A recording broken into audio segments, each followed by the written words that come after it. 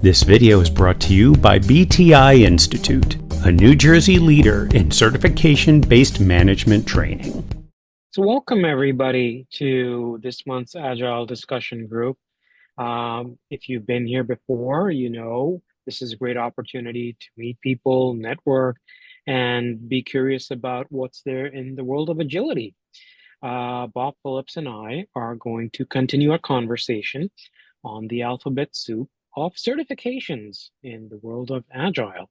We have so many certifying bodies out there, and within them, you have a host of roles that lead to certifications, including things at a team level as well as things at scale. So Bob is going to start sharing a deck we put.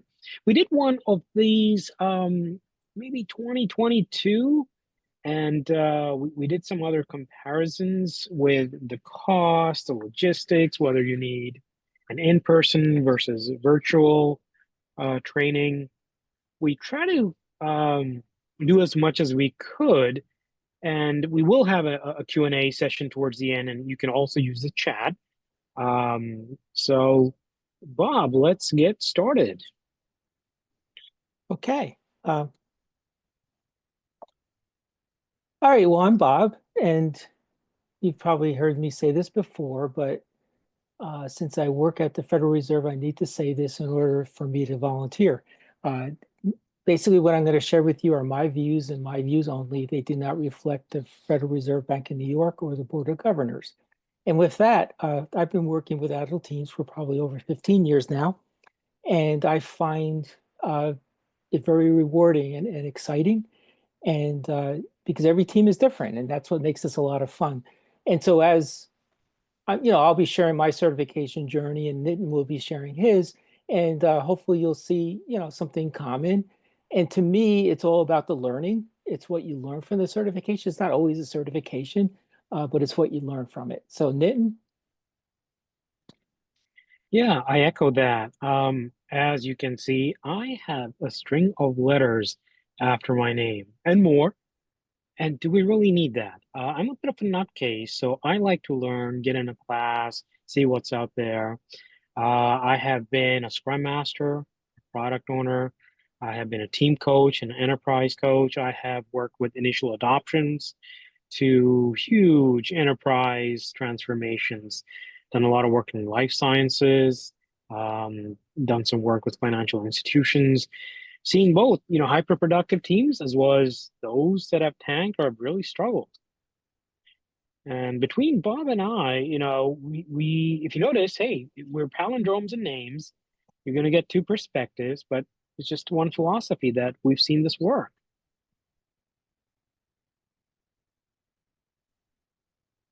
We do have a few talking points.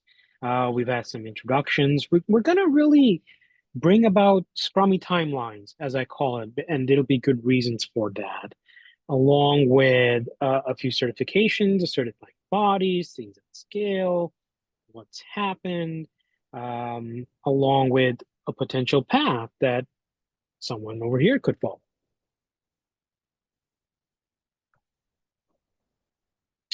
So let's look at some scrummy timelines. Scrum started coming up around the mid-90s after some Harvard Business Review articles, and it was first implemented by Dr. Jeff Sutherland, who's also on the left here in this picture. Brilliant gentleman. I often say, hey, he's like the Sheldon Cooper of the Big Bang Theory, if you're familiar with that. Biostatistician, PhD, Air Force Top Gun, venture capitalist, TEDx speaker. The list goes on. And Ken Schwaber, just as capable, just as able, core developer of Scrum. Now, the Scrum Alliance came about in 2001. That's also when the Agile Manifesto was written. And Scrum certification started coming around 2002. As this went from one team to more to scaling, we found what's called large-scale Scrum, or LESS, established by Craig Larman and Buzz Vodee. We'll see where this is important a little downstream as well. Around 2006, we had Dr. Jeff Sutherland establish Scrum Inc. and he's also been a guest speaker with our chapter. Ken Schreiber, just in 2009, established Scrum.org. PMI created the ACP credential in 2011. Around that time, Scaled Agile came about, SAFe was established. And then again, around that time, Discipline Agile Delivery, or DAD, came about. Scott Ambler, IBM. And then 2019, PMI actually acquired DAD. And most recently, December 2024, some big news, the Agile Alliance joins PMI. And hey, we never know how famous Bob and Nitin could be, so we like to put a little blurb on ourselves right at the bottom. Who knows? Archival history. So there is an evolution of things, right? But before we get into certifications, we have one open question for everybody. You can put some answers in the chat or call it out. What are knowledge-based versus competency-based certifications or credentials? And if you'd like to speak, you can unmute yourself for a moment, or we'll look at some things in the chat.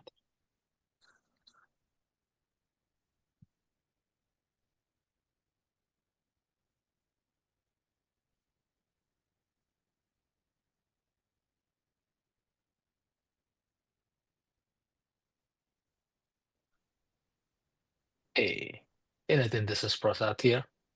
Yeah, go ahead. So according to my understanding, I believe that knowledge-based certification is something focused on understanding a particular a subject. So when I speak about myself, I am into financial crime. So the certifications related to CAMS, that is a knowledge-based certifications where we try to acquire more knowledge in terms of anti-money laundering and more financial crime. So that is one thing. And competency-based is something that what I can do better, assess and simulating or kind of in a real world task or practical application of knowledge and skills into my day-to-day job. That's what is competency that I would say. Yeah, thank you for sharing. Those are great answers, by the way. Anybody else have anything they'd like to add? Well, yeah, Nitin, when I think about it, to me, those are like two different components of certification kind of today, right? Like if you try to get a certification, there's very few where you just pass a test and you're in it and done. Usually you have to have some type of experiential knowledge that comes to the table, right? And then there's like the knowledge component to it. So there may be some that are on either side of the spectrum, but I would say the overwhelming majority have some component that's knowledge-based plus something that is experienced or credentialed. Yeah, that's a great answer too, Daryl. Well summarized. And we're also seeing a few things in the chat that are kind of echoing this and resonating. But yeah, very simply put, so anybody else? No, Nitin, I just Go ahead, put Mitch. on chat. So basically, the competency-based certification are it's the body recognize the certified body. It's a professional based. It's an exam based on that. That is more into the organization certifying you. You are qualified. You are well established on the skill set. And knowledge base something like your day to day you are learning, upgrading yourself like Udemy, you are increasing, you are learning new stuffs or new technical things. That is something on the knowledge base. Right. Well summarized there as well. So let me move ahead with this. A lot of what our presentation today is going to be knowledge-based certifications and credentials. And a lot of organizations and certifying bodies have that. We will make a distinction between the competency, where it's not just passing a test. You need something beyond that. Bob and I looked at something. Let's have some fun. We've had a short snippet from a YouTube video. I have kids. One's a teenager, one's a 6-year-old. I'm a kid at heart. And if you're familiar with the animation of Madagascar, this is a DreamWorks production. You have some animals. I'll set the plot. They had an aircraft. They were going somewhere. It has crashed. They are somewhere. They are just struggling with how to get along. There's a lot of tension going on. And something happens here between two friends. And Bob's going to bring that up. So I should be more quiet so we can get better audio.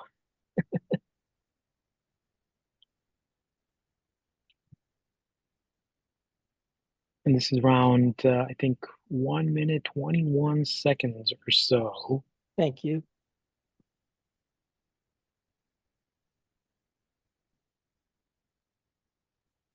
Yeah, Bob and I were having a dry run on this when my wife called and I put her on speaker and she said, where are you? What are you doing? You said you were gonna meet with a PMI New Jersey colleague with something important, and it seems like you're watching cartoons or animations.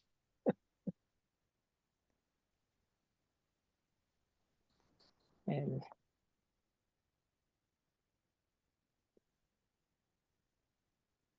okay, good. It's finally come up.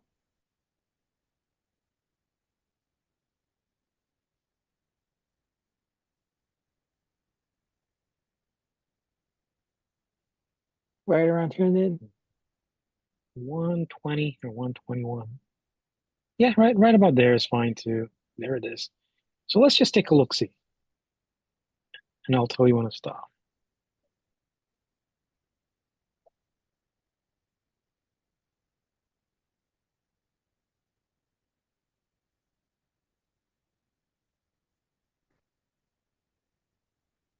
I'll also put something in the chat.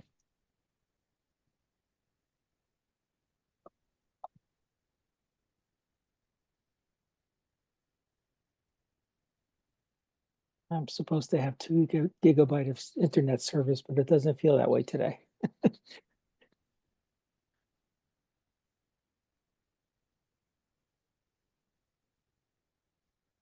Well, if needed, I can bring it up too, Bob.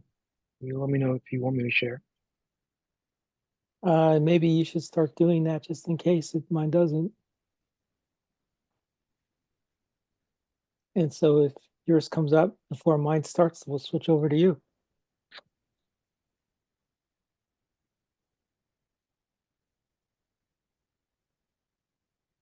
Let's take a look. See?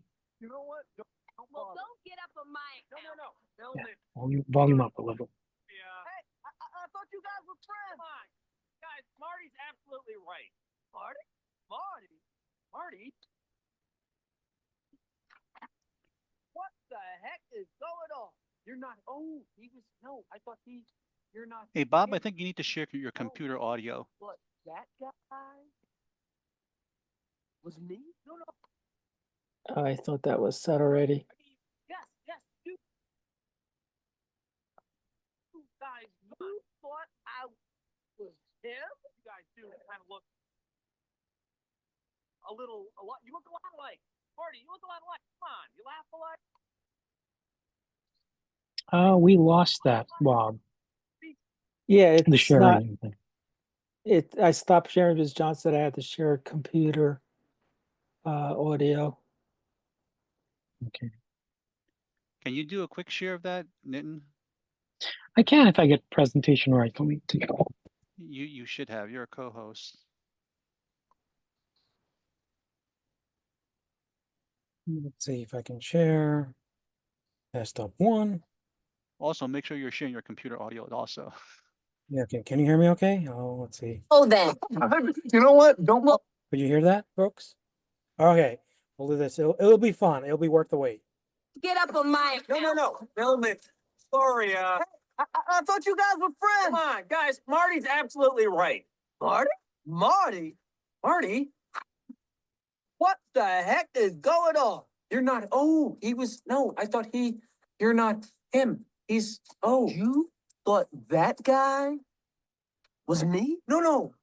I mean, yes, you do, guys. Come on. You thought I was him? You guys do kind of look a lot. You look a lot alike. Marty, you look a lot alike. Come on. You laugh alike. You talk alike. He has the same sort of speech pattern. I mean, it's a little weird, really. You guys are, I mean, come on, Marty. So you're saying there's nothing unique about me. I'm just like any other zebra. No, of course you're different. How? All righty. So I'm going to stop share for a moment. If you could, for a moment, imagine the word or term Agile certification instead of Marty the giraffe. This is where we are in the industry. There's a lot of similarities and a lot of things across the board. And we're just trying to decipher and figure out what is going on with all these certifications. So we'll give it back to Bob for sharing and see what we're doing with this. Okay, can everybody see my screen? Hopefully. Okay. All right. Let's talk about Scrum Alliance. The one that everybody recognizes, and that if you're ever looking for a job, they always say CSM. That stands for Certified Scrum Master. And so that probably is I'd say that's the most world famous Agile certification there is, because it has that name recognition and everybody seems to be always looking for it. And that's a great place to start. But what's the value? Like when you look at getting a CSM, you have to take a class and then you have to pass a test. So if you pay attention in class, you're going to pass that test. And so now you get hired, you have your CSM, and they give you a team, but you never worked with the team before. And so I think Scrum Alliance saw that, and that's why they came up with an ACSM. And A stands for advanced, and you can't apply for that until you've been working, until you can actually demonstrate that you've been working with a Scrum team for over a year. And so that definitely, has a lot, because, you just can't learn how to be a Scrum Master without actually doing it, because every team is different and there's no team is ever alike. And then as you progress through that, it goes to the CSM, which stands for Certified Scrum Professional -SM, standing for Scrum Master. So those are the ones that what I've seen over the years. A lot of project managers, program managers go after that type of certification path. They'll start with their CSM, then they'll go for their ACSM, and they'll go for the CSP. That's pretty much what I did. And then there's other certifications, like for product owners. And it follows that same mindset where you actually, for the product owner, it's even easier because all you have to do is attend the class. There is no test. So basically you can become a CSPO by paying somebody to teach you a class, and then you get the credential. But then where the value is added is when you demonstrate experience with the A level or this certified Scrum Professional level. And then there's other certifications that I haven't really seen a lot of people actually showing them, but they have one for developers, which is a CSD, and it goes through that same path. And then there's Agile leadership certifications. There's a Cal 1, Cal 2.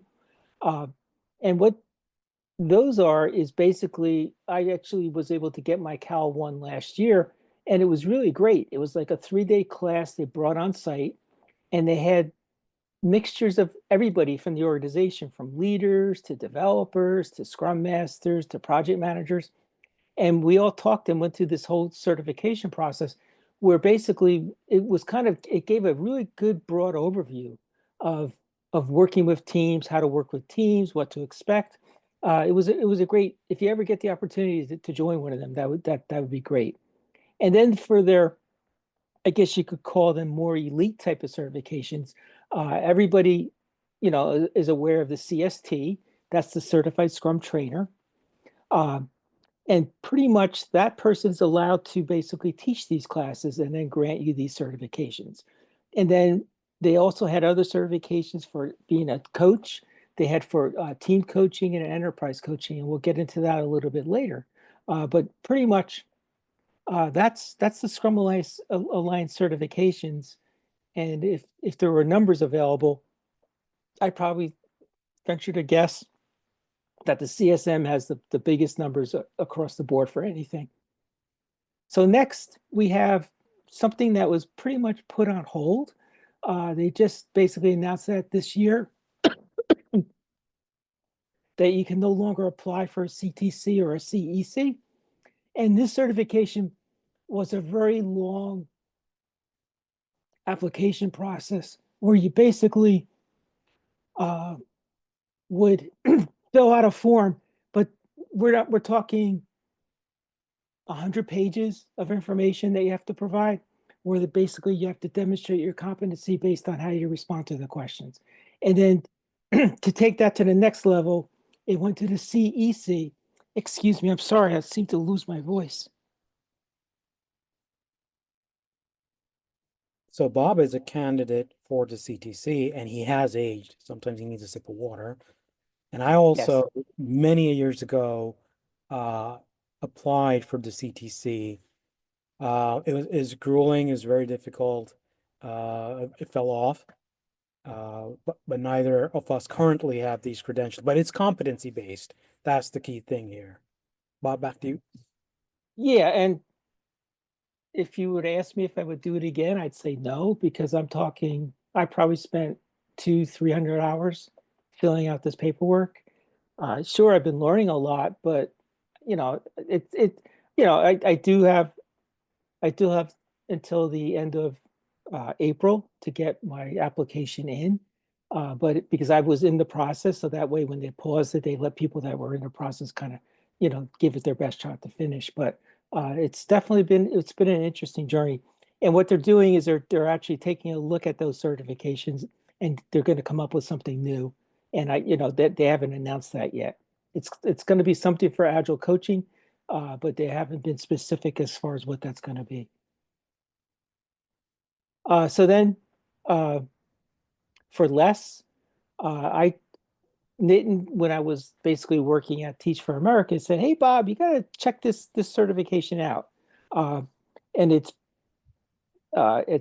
done by Craig Larman, and the website is less.works, which is pretty cool. And if you've taken any training from PMI, we had Michael James come in, and pretty much you were given the Scrum Master certification along with the less basic certification. And so that was something that PMI was offering a few years ago. And I was able to get the less practitioner. And then there's other certifications where you can go for, if you want to be able to teach executives. And they also have one for trainers as well. Yeah, if I could just make one small comment. Large scale Scrum or less has a very simple model when it comes to certifications and what Scrum could look at a huge level. Okay. Then came Scrumming. Again, we're going historic, right? We have the Scrum Alliance, we have less, and with Dr. Jeff Sutherland, now we have Scrum Inc. Now, they also have foundational advanced courses. You have your registered Scrum team members, registered Scrum Master, registered Product Owner. And then as you start scaling up, they have the Scrum at Scale, and then you have Agile Leaders at Scale. And again, at the trainer level and scaling, you have Scrum Masters at Scale and Product Owners at Scale, because you are coordinating a lot more across so many different teams. And you can also be a registered Agile coach. The one offering that's a little different that stands out is the value streams. If you could just click one ahead, Bob, it'll pop up on the right side. This is a relatively newer course that I saw and came about. And if you are working with organizations at scale and you're into value stream management, this might be something of interest to you. So let's see what is there beyond Scrum Inc. Okay, then Scrum.org came about, right? Now, what I tell people is with the Scrum Alliance, you usually have certifications starting with a letter C for certified Scrum Master, CSM, certified Scrum Product Owner. With Scrum.org, it's usually starting with the letter P for professional. They were the first organization to have these different levels. They didn't just have a PSM or level 1, they introduced the PSM2, which is extremely grueling. Then they also had the PSM3. And likewise, for product owners, if you really wanted to master your craft, they went up to level 2s and level 3s. I have both of them. For your developer side thing, and you want to get into engineering practices, similar to the CSD with Scrum Alliance, they have a professional Scrum developer. And similar to the Scrum Alliance with leadership courses, you have the professional Agile leadership, level 1s, and evidence-based management, or EBM. Trainers are known as PSTs, and interestingly, Scrum.org does not have any formal credentials for coaches. And if you click one ahead, you'll see some of the newer courses and unique offerings. So PSU, Professional Scrum, with user experience.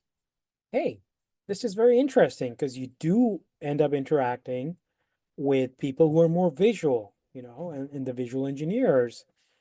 And Professional Scrum with Kanban is a unique offering again. How do you work with Scrum teams that also use Kanban, right? Is it even possible? What does that look like? The Scrum.org has defined it with this offering. And with another click ahead, you'll see another unique course, professional product discovery and validation. We're doing a lot of product management, value stream, and so on. And their certification at scale is known as the Nexus. That's the Scaled Professional Scrum, or SPS. Both the Scrum Alliance and Scrum.org have offered what are called like micro skills or other skills. Scrum.org has the PBM for backlog management, and SF for the facilitation skill set. So we have the Scrum Alliance. Scrum.org is quite similar with these things. Now, the Scrum Alliance came up with the A certifications, or Certified Scrum Professionals, after Scrum.org had introduced these. So they're kind of starting to build it at par. So let's move ahead, Bob. And just one more thing to mention, that you don't have to take training to take these tests. You can just basically pay for the test, and you'd be given access to it. Where Scrum Alliance requires you to take training before you can actually, be enabled to take the test. Yeah, good point. That helps with people who are very budget conscious as well. All right, well, as PMI members, everybody's aware of the PMI ACP. That when it first came out, I was really excited because I thought it was really cool because, like I had my CSM, like, well, so what? I took a class and took a test, and now I'm a Scrum Master. But for PMI, they actually upped the game. They said you had to have 2 years of Agile experience, which is huge. So now, before you can even apply for the credential, you have to demonstrate that you have, sort of like the PMP, the same idea, where you have to submit, where, give evidence that you actually have this experience. So that's pretty powerful. So I thought it was this certification was just going to take off, because it really was, to me, it filled that missing piece where you have the certification, but how much experience does a person actually have that has it? And so this is what they did, and this is what they came out with. And it's still valid, it's still around, and it's a great certification. And the other nice thing about it is it doesn't just focus on Scrum. It looks at all different Agile frameworks that you can use. So you would be able to work at a company and help them come up, like, how many times have you been asked, should we use Kanban or Scrum? Like, and so if you had the PMI ACP, you'd have a good foundational understanding of what the difference is between those two frameworks. So it's a really powerful thing, and as PMI members, it's something that I think it's gonna, be very. I don't think, I know it's going to be. It is very valuable. And when John talks about the discipline Agile, where they went with that, I think a little bit of confusion happened when they had the PMICP, and then they came out with the Discipline Agile, and now John will basically take you through that story a little bit. So that's PMIACP. Okay, Nitin, I know you've got a lot of experience with SAFe. Thank you. I have worked with organizations that have used scaled agile at transformation. I am a former SPC or scaled professional consultant. I also am my SAFe Scrum Master, my SAFe POPM. The SDP was a good one as well. Now, they have introduced a few new credentials. The SA, SP, Agile Software Engineer or ASE. I'm not too familiar with that. And Agile Hardware. We have seen Scrum Inc. offer courses where they're using Scrum with hardware, and they're using it with those that manufacture military equipment. Joe Justice has held some really good courses. If you're not familiar with the name, I would note it down. He's done some great presentations at the Agile conferences as well. He's got a great TEDx talk as well. And if you're already familiar with the key roles, Scrum Master, Product Owner, you have the SSM, the POPM. The Release Train Engineer is a little different with SAFe. It's someone who's like an Uber Scrum Master, great facilitator, working the program boards, making sure everything's in order. And as you go up, if you start looking at what's called a SAFe big picture, they do have things at a portfolio level.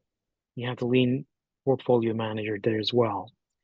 It's very comprehensive in its offering. SAFe has also introduced micro credentials as well, so that the people keep up with the industry and what's happening. And in the next slide, you'll get some of those advanced certifications. If I could Go ahead, add Bob. on SAFe, my experience was I was able to get my SAFe Agilist. Basically, PMI offered a class, and I was able to participate, and I had that certification. But then when it came to renewal time, it was like $300. Now, you've probably heard Nitin and I say that, don't get scaling certifications unless your company is doing it. And here I am, I'm working in a Scrum shop, and basically all my jobs, I've never done SAFe, in real life. So that I thought about it, I was like, why would I spend $300 to maintain that certification? So in essence, I kind of let it expire. And so that's really something to consider when you're getting these certifications. Like, are you going to be able to use them? And is it going to be valuable enough? And ideally, your company will pay for them. But I couldn't go to my company today and say, hey, I want to be certified. I want to maintain my SAFe certification. They'd look at me and go, we're using SAFe, Bob? Since when is that? So that's something to think about. Back to you, Nitin. Yeah, thank you. Great point. Which lets me thinking, if you go back to scrum.org, if you take their assessment and you become certified, it's for life.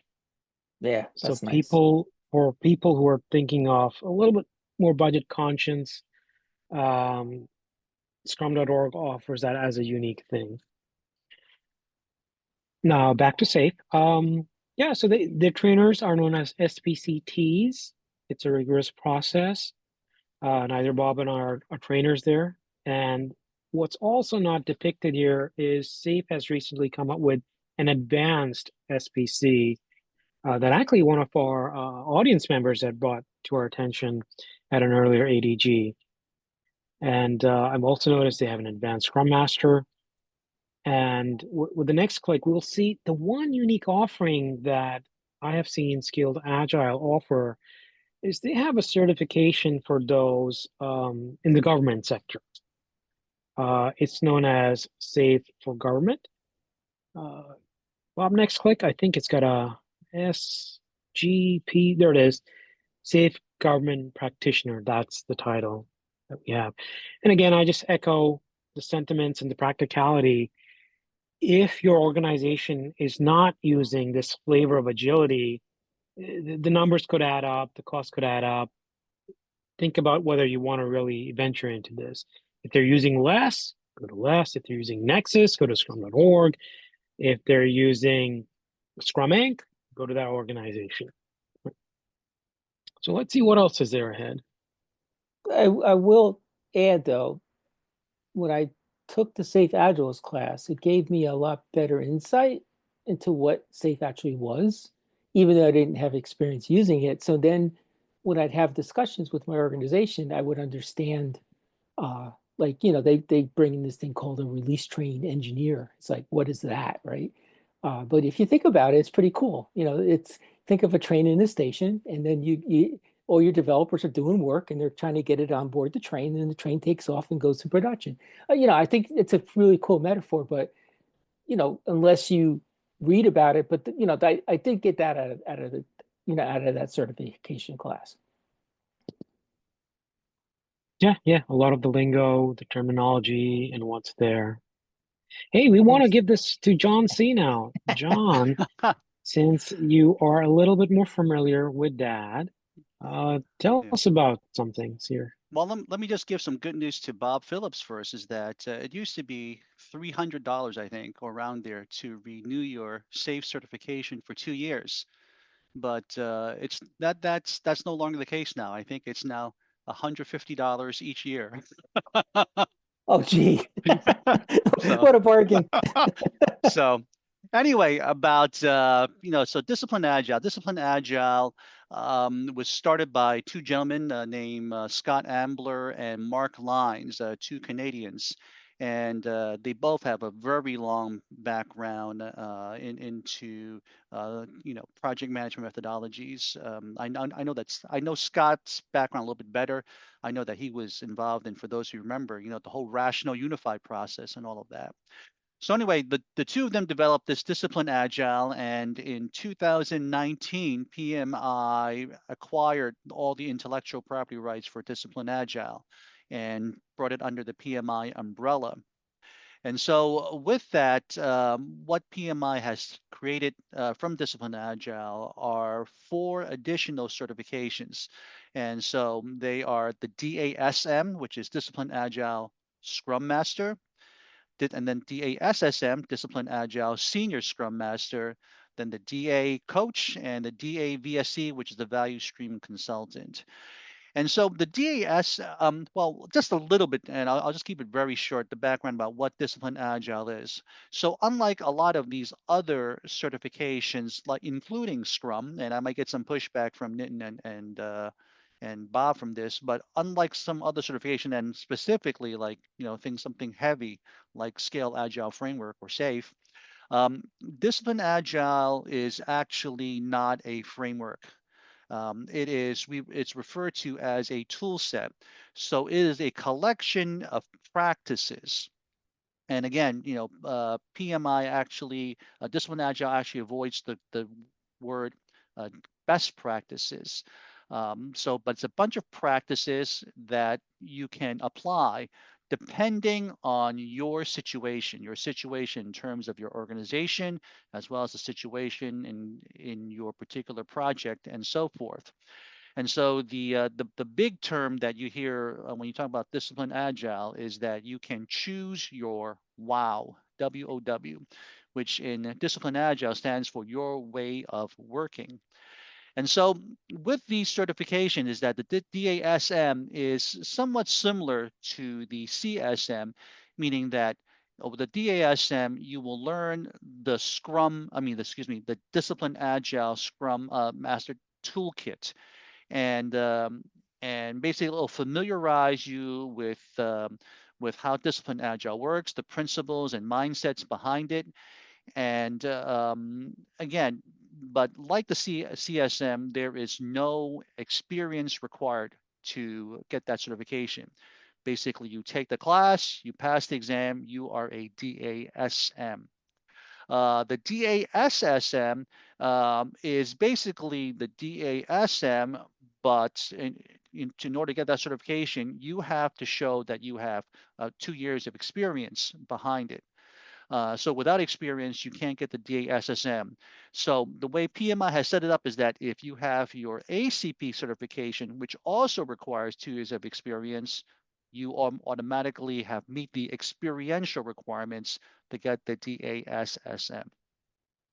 The DA coach and the DA VSC, I'm not as familiar with, but the DA coach is basically, it's a coaching certification. So with the DAC, what you can do is that it'll allow you to help teams align, to teach teams how to use the tool sets and things like that.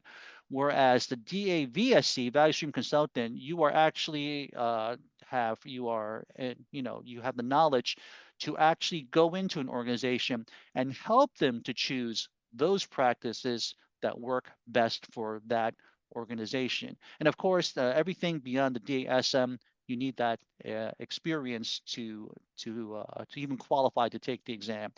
Can we go to the next slide? So here's the path, and again, this is basically the description of it. Now you may say, well, I'm only interested in PMI's ACP certification, not the Discipline Agile certification, which is fair enough. Now, of course, PMI is constantly,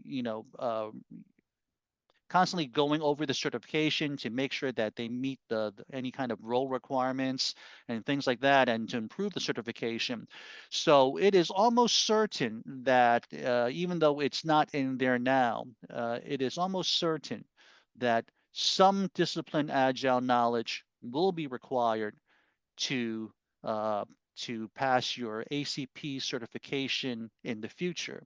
So even if you're not interested in Discipline Agile, which I encourage you to check it out. I mean, I have my DASM certification, but even if you're not interested in Discipline Agile, it's still to your benefit to look and at least get some knowledge on what's available there and how it works, because again, down the road, you can be pretty sure that certain aspects of Discipline Agile knowledge will be in the ACP certification. You have one more slide too. Let me talk to that slide. Okay, so I actually typed something into the chat earlier on before. Now, what Nitin had said earlier, and again, not that I don't want to correct him, so to speak, but he mentioned that Agile Alliance has joined PMI. That is actually not correct. Agile Alliance is still a separate organization from PMI. What has happened is that Agile Alliance and PMI has entered into a formal partnership where they'll work together. So what has happened is that some members from Agile Alliance are now a part of PMI in terms of a directing and consulting perspective, and also certain members of PMI are now sitting on the board of Agile Alliance to also provide guidance. There's actually sessions out there. I don't have any particular link I can tell you, but basically there's still Agile Alliance and PMI are still working out what's going to be new. Right now, if you look at Agile Alliance and PMI, there's really not much, nothing really has changed since then. But if you find one of those presentations or those town hall meetings where Pierre Lamont and also the Agile Alliance are talking about the future developments of this partnership, they say that check back by the end of the year. They should have most of those, if not all of those, changes in place. So just a little correction there on Agile Alliance and PMI. And again, to a certain extent, this is even nothing new, because PMI actually worked with Agile Alliance to develop the PMI Agile Practice Guide. So if you have a copy of the practice guide, you'll see Agile Alliance's brand also in there. And I think that's all the slides from me, right, Nitin? Yes. And also Okay. the Agile Alliance does not offer any certifications. Yes, Agile Alliance doesn't offer certifications. They're not. Right. They're just a professional organization with Agile. And so I'll hand it back over to you, Nitin or Bob. Okay. So is it going to be an explosion or an enlightenment, Nitin? We have clearly thrown a lot out at you over the last 45 minutes.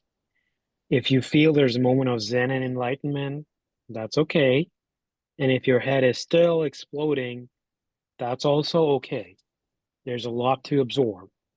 You just have to figure out what makes sense for you, what is meaningful, and what might be a potential next step, if anything at all, right? And with that, we'd still like to end with a lighter note before we open up to questions and have an open forum.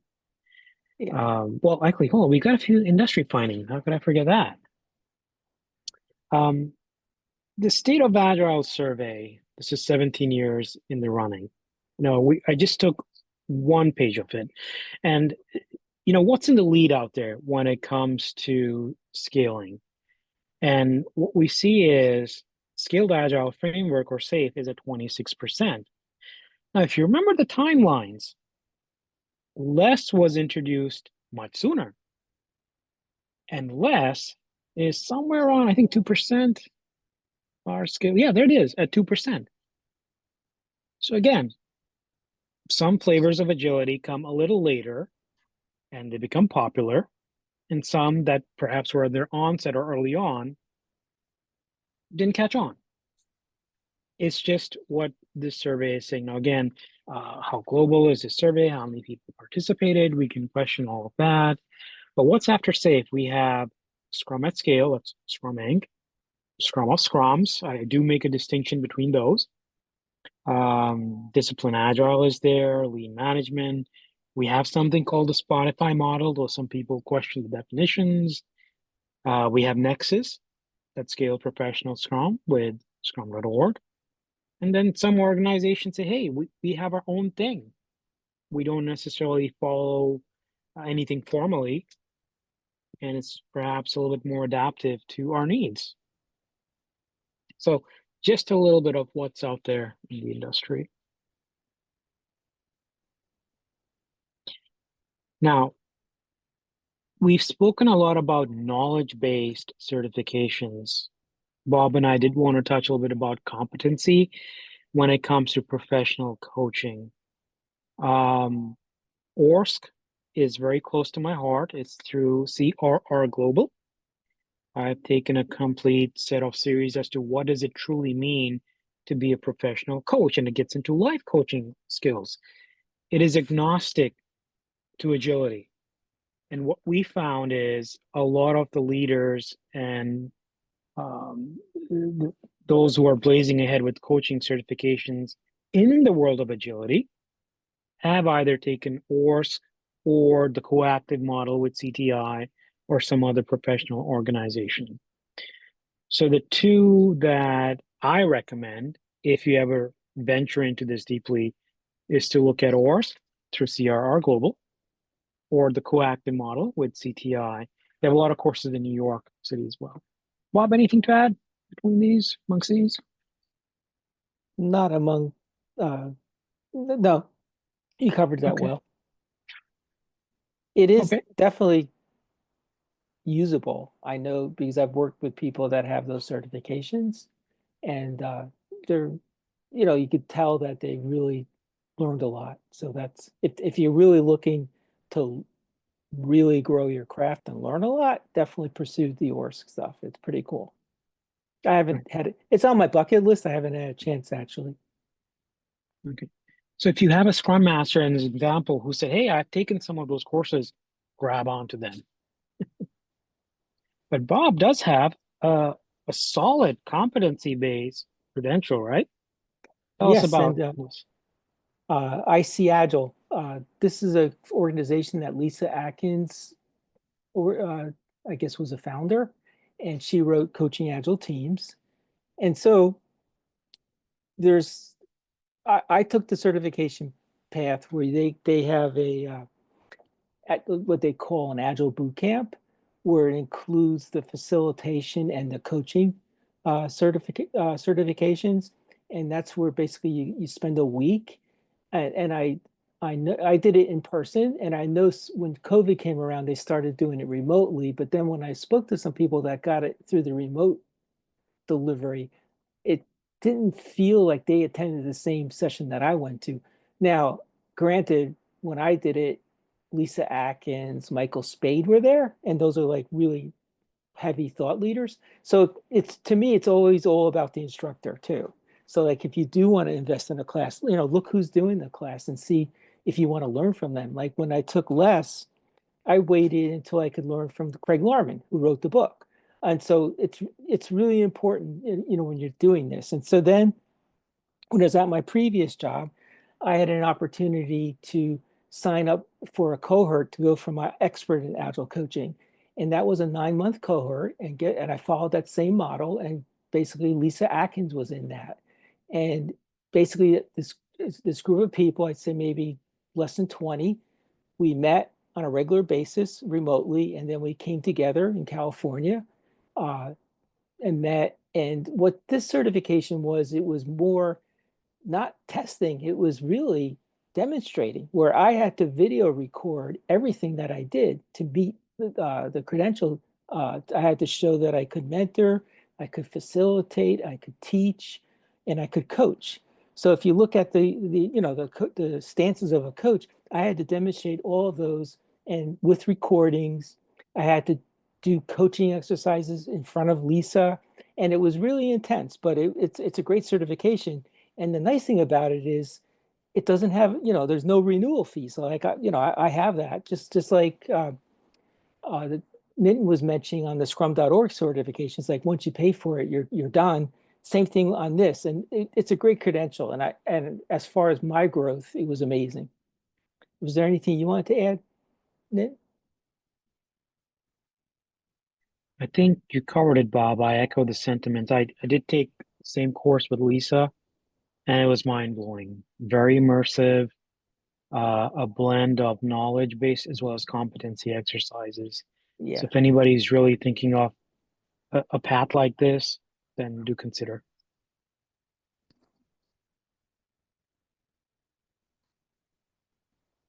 Okay, so what's your path? Now, again, we threw, I'd say, more than the alphabet soup at you. But this might be something, you could think about. Again, everybody's unique, everybody's different. And you also have to look at if you're employed, if you're unemployed. If you're employed, you should focus on certifications that align with what your company's doing. If you're not employed, you want to get hired. Now, like I said when we started the meeting, CSM seems to be that 3 letters that kind of hit all those things that they're when they do the resume scans. So then pretty much, if I was to choose between a CSM and a PSM, I would do the CSM only because it it gives you that recognition. Now, I think the PSM is also great only because once you do it, you're done. You don't have to worry about paying fees, every couple of years. And so that would be a great starting point. And then from there, depending on what route you're going on, you could go for the ACSM and the CSP. And the CSP is what really gives you a foundation, and it shows you that you have the competence, that you're now a certified Scrum professional. ACSM shows you have experience. And then again, as PMI people, you want to broaden your knowledge so that way you can be more valuable to your company. If they're discussing different ways of being agile and different frameworks. And then finally, you could also, pursue, if you've got your CSM already, you could go through the IC Agile type of credentials, and that's a very powerful thing. And as far as learning, I know it was expensive, but it was amazing as far as what you get out of it. Because basically, you go into it, everybody is living.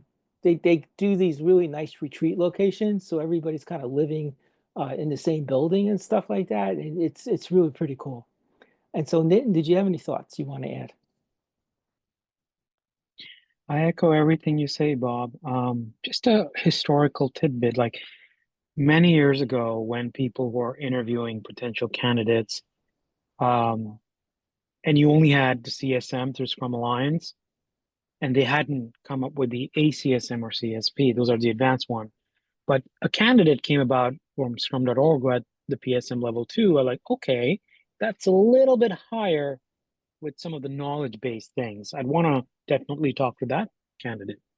But now that both the organizations have these credentials at par, if you're not familiar with one, don't worry, we know the equivalents, and you should still talk to them. So again, history, tidbit, that's it.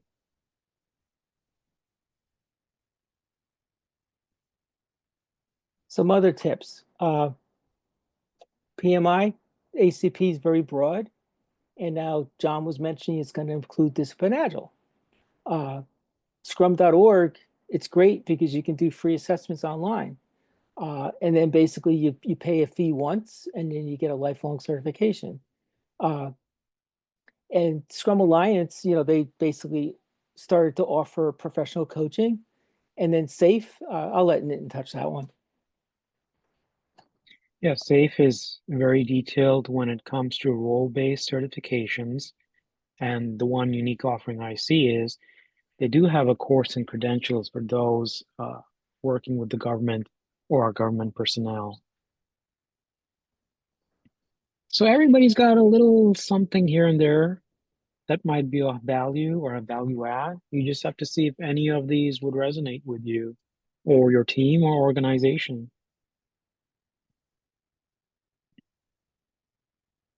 So Nitin, we have 4 minutes left, so we have time. Hey, maybe I can share my screen. Let me try to end on a lighter note. All right, so I'm going to share my desktop. Increase this. I'm going to take out my Bluetooth. Hopefully everybody can hear this. I'm going to play for just a second and get a thumbs up from you, Bob. Okay. I can hear it. All right. Hey, I can't tell you apart. Maybe you could wear a bell or something? I don't know. A bell? Okay, not a bell. No, bell's a bad idea. Just How about a t-shirt that says, I was stupid. I'm not stupid. Not you stupid. Him stupid. You know what? While you've been off doing the prancing pony with your new posse, I've been having pretty much the worst day of my life, okay? It's always about you, isn't it? My problems are just a little bit bigger than yours, Marty. All right, I couldn't tell you apart. So what? Yeah, fine. Run away, Marty. Run away. That's what you do best, just like back in New York. I'm right here. But you can't tell that, right? Oh. Your one of a million friend hopes you enjoy your bigger than anyone else's problems alone. Good. Leave. I don't need you to help me solve my problems. You know what? You're a dime a dozen. I can't tell which one's Marty. Oh, which one's Marty? Wait a minute. Wait a minute. Oh, yeah. I don't care. His hat. You show off. So we'll end with that. And hopefully you're not alone in this journey and you are able to make a few distinctions as and when needed. So with that, we do have a few minutes for Q&A, but beyond 7 o'clock, we stop recording and have an open forum that's a little bit more free-flowing, informal. So feel free to stick around if you want. If you have any questions right now, we can have you unmute or put in the chat. Yeah, so like